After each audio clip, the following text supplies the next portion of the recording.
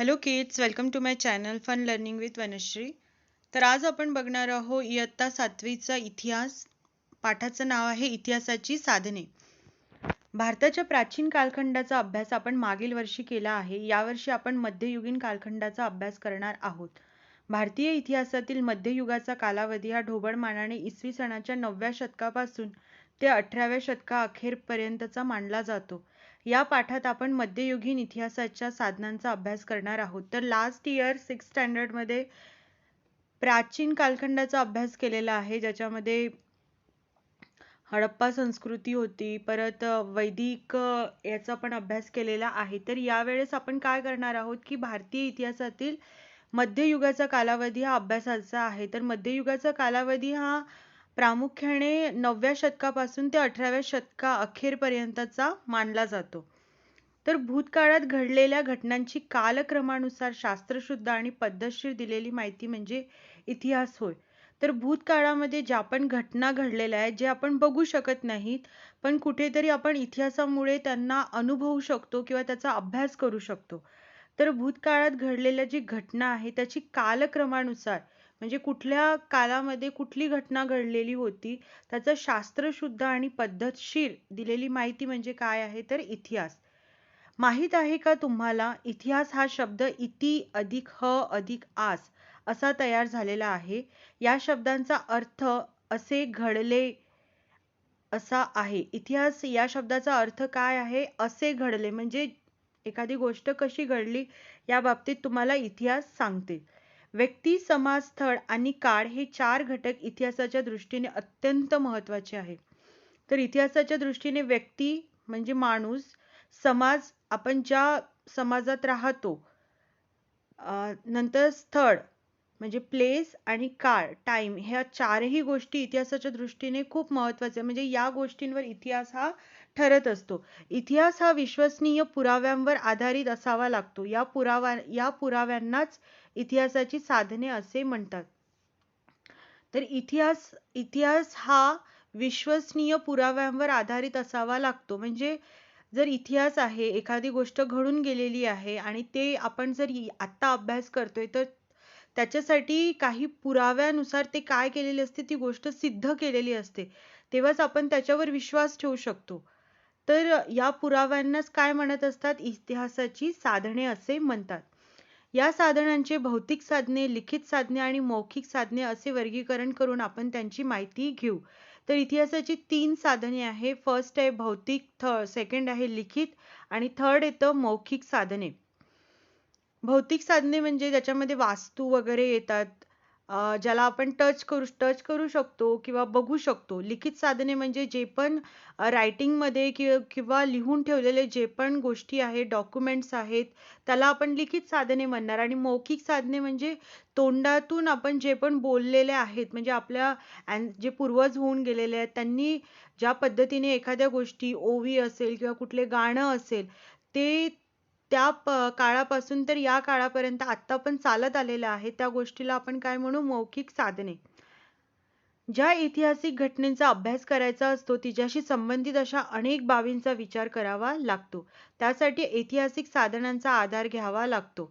आता इथं सांगितलेले आहे की एखादी ऐतिहासिक घटनांचा जर आपण अभ्यास करतोय, तर त्या संबंधित असलेल्या अनेक बाबींचा आपल्याला काय करावा लागतो? विचार करावा लागतो. त्यासाठी ऐतिहासिक साधनांचा आधार घ्यावा लागतो. ही साधने तपासून घेणे गरजेचे असते.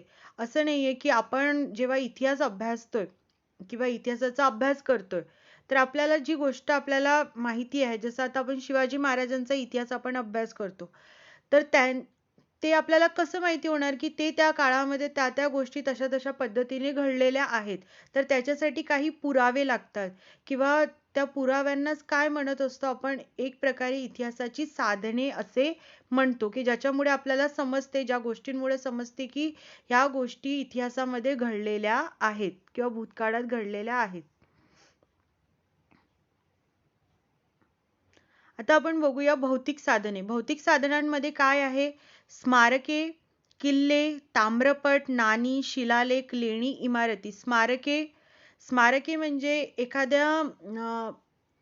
एखाद्यांच्या आठवणीमध्ये बांधलेलं स्मारक ज्याला आपण म्हणतो, स्मारके जसं ताजमहल झालं, इमारती हिस्टोरिकल ज्या बिल्डिंग्स असतात त्या इमारती, परत लेणी, शिलालेख झाले, नाणी नाणी म्हणजे कॉइन्स, त्यावेळेस जे मुद्रा चालायचे ते, ताम्रपट, किल्ले. आता ह्या सगळ्या गोष्टी काय सांगत असतात, की इतिहास सांगत असतात. कसं स्मारक आहे. जसं आता आपण एक उदाहरण द्यायचं झालं तर आधीचे राजे महाराजे काय करायचे, की लोकांच्या स्मरणार्थ त्यांचे प्रिय जे व्यक्ती होते त्यांच्या स्मरणार्थ ते लोक काय करायचे, स्मारके बांधायचे. तर त्याच्यावरून आपल्याला कळते, की हे कुठल्या राजाच्या काळात ते बांधले गेलेले आहे. तर या गोष्टीवरून पण आपल्याला काय कळतं, इतिहास कळतं, की तो स्मारक कशासाठी बांधला गेलेला होता किंवा कधी बांधला गेलेला आहे, त्याच्या मागे काय कारण होते. ह्या सगळ्या गोष्टींमुळे आपल्याला काय समजत असतो, इतिहास समजत असतो. की वास्तू किती जुनी आहे या सगळ्या गोष्टी आपल्याला समजत असतात. वरील वस्तू आणि वास्तू किंवा त्यांचे अवशेष यांना इतिहासाची भौतिक साधने असे म्हणतात. तर काय म्हटलेलं आहे, की वरील वस्तू आणि वास्तूमध्ये काय येणार, तर स्मारके, इमारती, किल्ले, लेणी ह्या सगळ्या काय येणार, वास्तू झाल्यात. आणि ताम्रपट, नाणी, शिलालेख तर हे काय झाले, वस्तू झाले. शिलालेख म्हणजे शील म्हणजे दगड, आणि दगडांवर जे कोरीव काम केलेलं असतं किंवा लिहिलेलं असतं, की आधीचे लोक दगडावर लिहायचे, कोरून लिहायचे, तर त्याला काय म्हणू आपण, शिलालेख. भौतिक साधनांमध्ये किल्ल्यांचे महत्त्वपूर्ण स्थान असते. किल्ल्यांचे काही महत्त्वाचे प्रकार म्हणजे गिरिदुर्ग, वनदुर्ग, जलदुर्ग, भुईकोट हे होत. तर भौतिक साधनांमध्ये किल्ले आपण आत्ताच बघितलेले आहे. त्याच्यामध्ये पण खूप प्रकार होते. राजे महाराजे जे होते ते वेगवेगळ्या प्रकारे किल्ले बांधायचे. आता गिरिदुर्ग म्हणजे काय होणार, तर डोंगरावर बांधलेला किल्ला. वनदुर्ग म्हणजे नावाप्रमाणे जंगलात बांधलेला किल्ला. जलदुर्ग म्हणजे पाण्यामध्ये बांधलेला किल्ला. जसं आपल्याला माहिती आहे, की महाराष्ट्रामध्ये मुरुड जंजिरा म्हणून जे आहे ते पाण्यामध्ये आहे, समुद्राच्या मध्ये आहे. भुईकोट म्हणजे काय, तर जमिनीवर बांधलेला किल्ला. तसेच स्मारकांमध्ये समाधी, कबर, वीरगड, तर इमारतींमध्ये राजवाडे, मंत्री निवास, राणी वसा, सामान्य जनतेची घरे यांचा समावेश होतो. तर स्मारकांमध्ये काय येते, समाधी, जसं मी सांगितलं होते, की एका म्हणजे व्यक्तीच्या आठवणी प्रित्यर्थ किंवा त्या व्यक्तीच्या स्मरण प्रित्यर्थ ती गोष्ट बांधल्या जायची. कबर पण तसंच. वीरगड म्हणजे काय, तर वीरस्तंभ ज्याला आपण म्हणत असतो, ते लाकूड आणि दगडाचं बनवायचे ते लोक. आणि ते का बांधायचे, वीरस्तंभ म्हणजे वीर पुरुषांच्या स्मरणासाठी म्हणून ते वीरस्तंभ बांधायचे, त्याला काय म्हणतात, वीरगड. तर राजवाडे, मंत्री निवास, राणी वसा म्हणजे जिथे राजांची जी राणी होती, राजाची राणी ती राहायची, त्याला स्पेशली काय म्हणायचे, राणी वसा. आता आपल्याला माहिती आहे, की जो राजा असायचा त्याला खूप राण्या ह्या असायचे, त्यामुळे तो काय करायचा, वेगळ्या वेगळ्या राण्यांसाठी वेगळ्या वेगळ्या राणी वसा तो बांधायचा. सामान्य जनतेची घरे, आता आपण बघितलेलं आहे, की हडप्पा संस्कृतीमध्ये जशी घरं होती त्याच्यावरून आपल्याला समजते, की ती सिव्हिलायझेशन कशी होती. परत अशा पद्धतीने त्यावेळेसच्या घरांवरून पण काय समजते, आपल्याला इतिहास हा समजतो. वास्तुकलेची प्रगती समजते. त्या काळातील आर्थिक स्थिती कशी होती हे सुद्धा आपल्याला या गोष्टींवरून, वास्तूंवरून काय समजत असते, की त्या काळातील आर्थिक स्थिती कशी होती. परत तिथे वास्तुकलेची प्रगती समजते, की तिथे वास्तू कशा बांधल्या जायचे, कलेचा दर्जा काय होता, बांधकामाची शैली काय होती, आणि लोकांचे राहणीमान कशा पद्धतीचं होतं, हे सुद्धा त्या गोष्टीवरून आपण समजून घेऊ शकतो. तर हे झाले भौतिक साधने. आता इथे सांगितलेलं आहे, की प्राचीन काळापासून कवडी, दमडी, धेला, पै, पैसा, आणा, रुपया ही नाणी प्रचलित होती. तर हे सगळे नाणीचे प्रकार आहेत, म्हणजे नाणी आहेत. कवडी, दमडी, धेला, पै, पैसा, आणा, रुपया. आता आपण जे बघतो ते रुपये आहे, जसे 1 रुपये, 2 रुपये. पण त्याच्या आधी आणा होता, मग पैसा होता, पै होता, म्हणजे याला ही नावे होती. आणि त्याच्यावरूनच खूप अशा म्हणी पण इथे प्रचलित झालेल्या आहेत, जे तुम्हाला इथे बघायला मिळेल. एक फुटकी कवडी देणार नाही, चमडी जाए पर दमडी न जाए, अशा प्रकारे. नेक्स्ट आहे वीरगडचं इथे पिक्चर दाखवलेलं आहे. जसं मी सांगितल्याप्रमाणे, की वीरगड हे वीरांच्या आठवणी प्रित्यर्थ किंवा स्मरणार्थ ते बांधायचे. विविध राज्यकर्त्यांनी सोने, चांदी, तांबे या धातूंचा उपयोग करून तयार केलेली नाणी इतिहासाची साधने म्हणून महत्वाची आहे. तर भौतिक साधनामध्ये आणखी एक प्रकार आहे, तो आहे सोने, चांदी, तांब्यांची ते नाणी. आता प्रत्येक राज्यकर्ता हा काय करायचा, जेव्हा जेव्हा त्याचं शासन असायचं वेगवेगळ्या राजाचं, तेव्हा तो त्याच्या पद्धतीने नाणे हे बनवायचं. आता मग ते नाणे सोने, चांदी, तांबे या वेगवेगळ्या धातूंचा उपयोग करून तो बनवत असायचा. राज्यकारभार, धार्मिक संकल्पना, व्यक्तिगत तपशील इत्यादींची माहिती मिळते. तसेच आर्थिक व्यवहार आणि आर्थिक स्थिती यांची सुद्धा माहिती मिळते.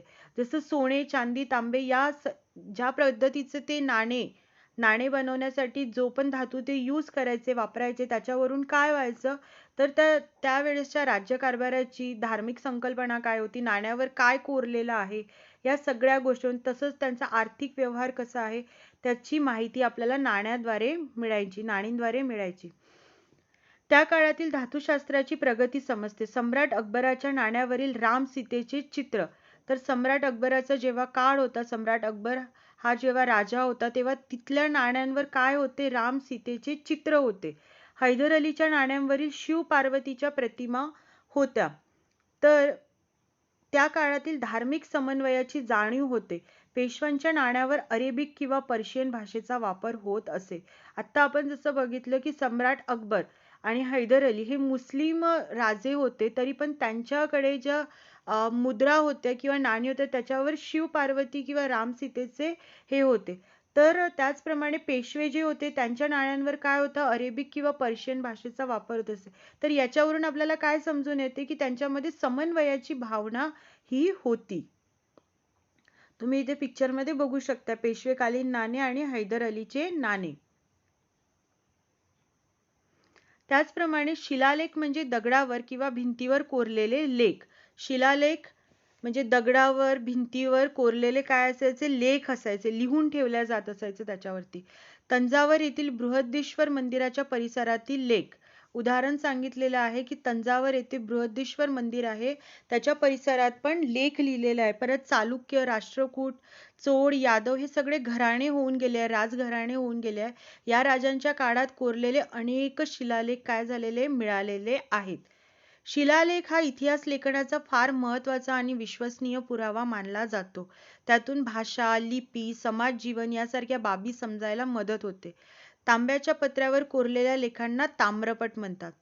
तर आता आपण बघितलं की शिलालेख जे बघितलेले दगडावर कोरलेलं लेख, याच्यामुळे काय होत असते की त्यावेळेसची भाषा कुठल्या भाषेतून ते कार्यपद्धती चालवायचे, कुठल्या भाषेतून त्यांचा राज्यकारभार चालायचा, लिपी कोणती होती, लोक कोणत्या भाषेतून एकमेकांशी व्यवहार करायचे, या सगळ्या गोष्टी पण शिलालेखातून आपल्याला समजायला मदत होते. परत तांब्याच्या पत्रावर कोरलेल्या लेखांना काय म्हणतात, ताम्रपट. ताम्रपटांवर राजाज्ञा लिहिल्या जात असायची, निवाडे असायचे. निवाडे म्हणजे जे न्याय निवाडे राजे करायचे लोकांबरोबर ते. परत इत्यादी प्रकारची माहिती ही ताम्रपटांवर कोरलेली असे. माहित आहे का तुम्हाला, चैत्य, विहार, मंदिरे, चर्च, मशिदी, अग्यारी, दर्गे, मकबरे, गुरुद्वारा, छत्री, शिल्प, विहिरी, बारवा, मिनार, गावकूस, वेशी, वस्त्रे, भांडी, दागिने, कपडे, कलाकुसरीच्या वस्तू, खेळणी, अवजारे हे सर्व काय आहेत, भौतिक साधने आहेत.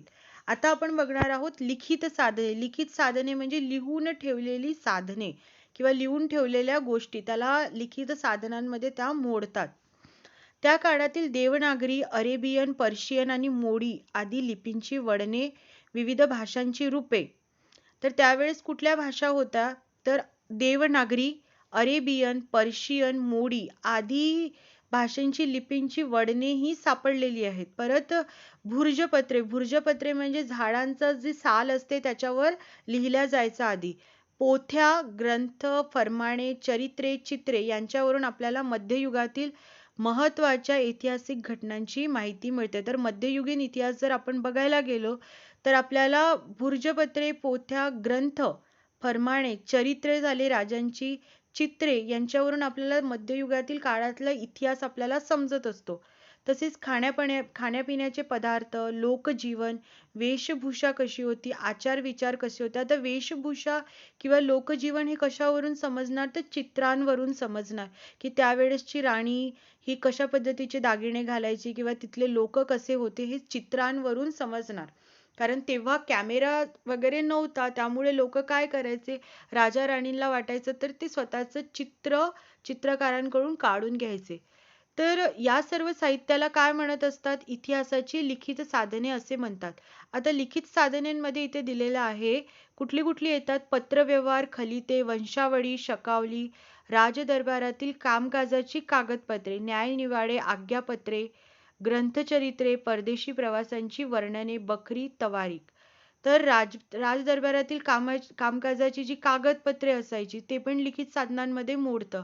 परत वंशावळी किंवा शकावली, वंशावळी म्हणजे त्यांची, जसं आपण म्हणतो ना की कुठल्या राजानंतर कुणाचा मुलगा आला, त्याच्यानंतर कुणाचा मुलगा आला, ती एक वंशावळी. परत पत्रव्यवहार, खलिते, कुठल्या राजांबरोबर कशा पद्धतीने पत्रव्यवहार करण्यात आले ते सगळं. न्यायनिवाडे कसे असायचे, आज्ञापत्रे, परत परदेशी प्रवाशांची प्रवास वर्णने, जे पण प्रवासी यायचे परदेशातून भारतामध्ये, तर त्यांनी केलेली प्रवास वर्णने ते सुद्धा लिखित साधनांमध्ये मोडतात. ग्रंथ झाले, चरित्रे झाले. बखरी म्हणजे बखरींमध्ये काय असायचं तर शूरवीरांचे गुणगान केले जायचे. परत त्याच्यामध्ये लढायांचे वर्णन असायचे, महापुरुषांची, थोर पुरुषांची चरित्रे असायची, ऐतिहासिक घडामोडी त्यामध्ये सांगितलेले असायचं.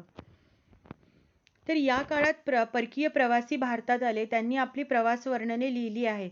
आता कुठले कुठले परकीय प्रवासी भारतात आले आणि त्यांनी कोणी कोणी लिहिलंय तर अल्बेरुनी, इब्न बतूता, निकोलस मनुची यांचा समावेश होतो.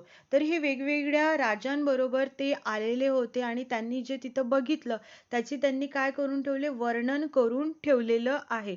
तर ते सुद्धा आपल्याला बघायला मिळते. बाबराचे चरित्र, कवी परमानंद यांनी संस्कृत भाषेत लिहिले श्री शिवभारत हे शिवचरित्र. तसेच विविध राज्यकर्त्यांची चरित्रे व पत्रव्यवहार यावरून आपल्याला त्यांची धोरणे, प्रशासकीय व्यवस्था कशी होती, राजकीय संबंध यांची उकल करता येते. तवारीख किंवा तारीख म्हणजे घटनाक्रम. अल्बेरुनी, जियाउद्दीन बर्नी, मौलाना अहमद, याया बिन अहमद, मिर्झा हैदर, भीमसेन सक्सेना आदींनी लिहिलेल्या तवारिका उपलब्ध आहे. तर आपण बघितलेलं आहे तवारीख म्हणजे काय होते, बखरी. आत्ताच आपण बघितलं की बखरी कुणी कुणी लिहून ठेवलेलं आहे, मग अल्बेरुनी झालं, जियाउद्दीन बर्नी, मौलाना अहमद, ह्या सगळ्यांनी काय करून ठेवलेलं आहे, बखरी लिहिलेलं आहे. बखर हा शब्द खबर या शब्दावरून आलेला आहे. बखर हा शब्द म्हणजे कुठून येतो तर खबर म्हणजे बातमी. बखर हा महाराष्ट्रात निर्माण झालेला इतिहास लेखनाचा एक प्रकार आहे. महाराष्ट्रात बखरी खूप प्रमाणात लिहिण्यात आलेल्या होत्या. असं म्हटलं जाते की 200 बखरी ह्या लिहिण्यात आल्या होत्या. बखरीतून तत्कालीन राजकीय घडामोडी, भाषा व्यवहार, सांस्कृतिक जीवन, सामाजिक परिस्थिती इत्यादी बाबी कळायला मदत होते. मराठीतील अनेक बखरी घटना घडून गेल्यानंतर अनेक वर्षांनी लिहिलेल्या आहेत. आता बखरीमध्ये राजकीय घडामोडी कशा होत्या त्यावेळेस, परत भाषा व्यवहार कोणती होती, कुठल्या भाषेमध्ये लोक एकमेकांशी व्यवहार करायचे, परत तेव्हाचं सांस्कृतिक जीवन काय होतं, सामाजिक परिस्थिती कशी होती, या गोष्टी या बखरींमधून आपल्याला कळायला मदत होते किंवा आपल्याला एकंदरीत आपल्याला इतिहास कळतो याच्यावरून. तर अनेकदा एकूव माहितीवर भर दिल्याचेही आढळते. असं नाहीये की बखरी लगेचच एखादी घटना घडली आणि लगेचच बखरी लिहायचे असं होत नव्हतं. काही वर्षानंतर सुद्धा बखर ही लिहिण्यात येत होती. त्याच्यामुळे काय व्हायचं की भरपूर गोष्टी ह्या ऐकलेल्या असायच्या आणि ऐकल्यानंतर एखादी गोष्ट लिहिली जायची तर त्याच्यावर फार हा फरक पडायचा. महिकावतींची बखर, सभासद बखर, 91 कलमी बखर, चिटणीसांची बखर, भाऊसाहेबांची बखर, खर्ड्यांच्या लढाईंची बखर, या काही बखरी होत. तर या काही प्रसिद्ध बखरी आहेत ज्यांचे नाव तुम्हाला दिलेले आहेत.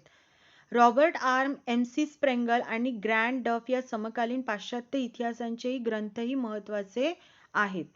तर ह्या सगळ्या गोष्टी लिखित साधनांमध्ये येतात. नंतर आहे मौखिक साधने. लोकपरंपरेत पिढ्यानपिढ्या संक्रमित होत राहिलेल्या जात्यांवरील ओव्या, लोकगीते, पोवाडे, कहाण्या, दंतकथा, मिथके यातून आपल्याला लोकजीवनाचे विविध पैलू समजतात. तर आता मौखिक साधनांमध्ये एक सिंपल उदाहरण द्यायचं झालं तर एखादं गाणं आपण आता बोलतो किंवा ते गाणं आपण अचानक गुणगुणतो आपल्या घरामध्ये, कारण ते गाणं आपल्याला आपल्या आजीकडून आपल्या आजीकडून आईकडे आणि आईकडून आपल्याकडे आलेलं आहे आणि आपल्या आजीकडून पणजीकडून त्या आजीला मिळालेल्या. तर ह्या गोष्टी काय झालं की मौखिक साधनांमध्ये येतं. म्हणजे ते त्यांनी ऐकलं होतं आणि ते बोलून बोलून त्या गोष्टी आपल्यापर्यंत पोहोचलेल्या. जसं आधीच्या ज्या बायका होत्या त्या काय करायचे, जात्यावर जेव्हा दळण दळायचे तेव्हा ते ओव्या म्हणायचे, लोकगीते म्हणायचे, पोवाडे असायचे, पोवाड्यांमध्ये शूरवीरांचे वर्णन केलेले असायचे. तर या सगळ्या गोष्टी काय होत्या, मौखिक साधनांमध्ये यायचे. आता मौखिक साधने कोणती आहे तर मिथके, लोकगीते, गाथा, श्लोक, कथा, म्हणी, पोवाडे, अभंग हे सगळे झालेत मौखिक साधने. वरील तिन्ही प्रकारच्या साधनांच्या आधारे इतिहासांचे लेखन केले जाते. इतिहासाचे एकदा लेखन केले तरी त्याविषयीचे संशोधन अखंडपणे चालू राहतेच. असं होत नाही की इतिहासाचे एकदा लेखन केलं आणि ते तिथंच थांबलेलं आहे, असं होत नाही. त्याच्यावर आणखी आणखी संशोधन चाललेलं असतं. आता जसं आपल्याला माहिती आहे की त्यानुसार इतिहासाचे मग पुनर्लेखन करावे लागते. उदाहरणार्थ आपल्या आजी आजोबांच्या काळातील, आई वडिलांच्या काळातील आणि आपल्या काळातील इतिहासांच्या पुस्तकांमध्ये काही प्रमाणात फरक पडल्याचे दिसते. जसं आता शिवाजी महाराजांचा इतिहास आहे. ही पुस्तक 4थ्या वर्गाला जो शिवाजी महाराजांचा इतिहास आहे, त्याच्यामध्ये त्या पुस्तकांमध्ये पण बऱ्याच प्रमाणात काय करण्यात आलेले बदल करण्यात आलेले. म्हणजे तो इतिहास काय होतो, अभ्यास केल्यानंतर, वारंवार अभ्यास केल्यानंतर पुनर्लेखन करण्यात येतो. काही गोष्टींची नवीन प्रमाणात त्याच्यात भर पडत असते. तर म्हणून अशा पद्धतीने पुस्तकेही बदललेली दिसतात आपल्याला. इथे काही पोवाडा दिलेले आहेत. तानाजींचा जो सिंहगड किल्ला जिंकण्यामध्ये त्यांनी मदत केलेला होता. त्यांच्या बाबतीत पोवाडा दिलेले आहे. ते तुम्ही नक्की वाचा. ऐतिहासिक साधनांचे मूल्यमापन. आता मूल्यमापन कसं करायचे की साधनांचं मूल्यमापन कसं केलं जाते? ही सर्व साधने वापरण्यापूर्वी काही काळजी घेणे आवश्यक असते. त्यांची विश्वसनीयता तपासावी लागते. आता ती साधने आपल्याकडे आहेत किंवा आपल्याला कुणीतरी सांगितले म्हणून आपण त्याच्यावर विश्वास न ठेवता आपण त्याची काय करायला पाहिजे, उलट तपासणी किंवा त्याची व्यवस्थित त्याची विश्वसनीयता तपासून घेतली पाहिजे. यातील अस्सल साधने कोणती आणि बनावट कोणती ते पण शोधणे गरजेचे आहे. अंतर्गत प्रमाणके पाहून त्यांचा दर्जा ठरवता येतो. लेखकांचा खरेखोटेपणा, त्यांचे व्यक्तिगत हितसंबंध, काळ, राजकीय दबाव यांचाही अभ्यास करावा लागतो. आता आपल्याला माहिती आहे की इतिहास लिहिताना किंवा कुठलीही गोष्ट लिहिताना जर लेखकावर प्रभाव असेल कुठल्या गोष्टीचा तर तो त्याची मतं त्याच्यात मांडत असतो. इतिहास लिहिताना सुद्धा असं होऊ शकतं की लेखकाने आपली मते त्याच्यामध्ये मांडलेली असेल. म्हणून लेखकांचा खरेखोटेपणा हे सगळं विश्वासाने तपासून बघणे गरजेचे आहे. त्यांनी स्वतः पाहिलेली आहे यालाही महत्त्व असते. लेखनातील अतिशयोक्ती, प्रतिमा, प्रतीके, अलंकार यांचाही विचार करावा लागतो. कधी-कधी लेखनामध्ये अतिशयोक्ती केली जाते. अतिशयोक्ती म्हणजे प्रमाणापेक्षा जास्त गोष्टी फुगवून सांगितलेल्या असतात. परत प्रतिमा, प्रतीके, अलंकार या गोष्टींचा भरपूर प्रमाणात वापर केलेला असतो. म्हणजे एखाद्या राजाची महिमा सांगायची झाली तर भरपूर अतिशयोक्ती वापरून काय अलंकार वगैरे वापरून काय केल्या जाते, त्यांची चांगल्यात चांगल्या पद्धतीने लिखाणे केल्या जाते. इतर समकालीन साधनांशी ती माहिती पडताळून पाहावी लागते. आपल्याला मिळालेली माहिती एकांगी, विसंगत किंवा अतिरंजित असण्याची शक्यता नाकारता येत नाही. त्यामुळे त्यांचा वापर करताना तारतम्य ठेवावे लागते. सदैव चिकित्सा करूनच या साधनांचा वापर करण्याची दक्षता घेणे गरजेचे असते. तर इतिहास लेखनात लेखकांचा निपक्षपातीपणा आणि तटस्थता फार महत्त्वाचा आहे. कारण इतिहास इतिहास म्हणजे जसे इतिहासामध्ये ज्या गोष्टी सांगितलेल्या असतात त्या भूतकाळात घडलेल्या गोष्टी आहेत आणि त्या गोष्टी आपल्याला माहिती नाही. आपण जेव्हा इतिहास वाचतो तेव्हा त्याच्यावर लेखकांचा पगडा असतो किंवा लेखकांनी त्यांचे मतं त्यात नोंदविलेले असतात. तर ते सगळं बघून आपल्याला इतिहासाची पुनर्तपासणी करून आपल्याला त्याच्यावर विश्वास ठेवला पाहिजे. तर इथे विद्यार्थ्यांनो, इथे हा पाठ संपत आहे. तर तुम्हाला हा व्हिडिओ कसा वाटला? जर तुम्हाला आवडला असेल तर नक्की लाईक करा आणि माझ्या चॅनलला सबस्क्राईब करायला विसरू नका. Thank you for watching.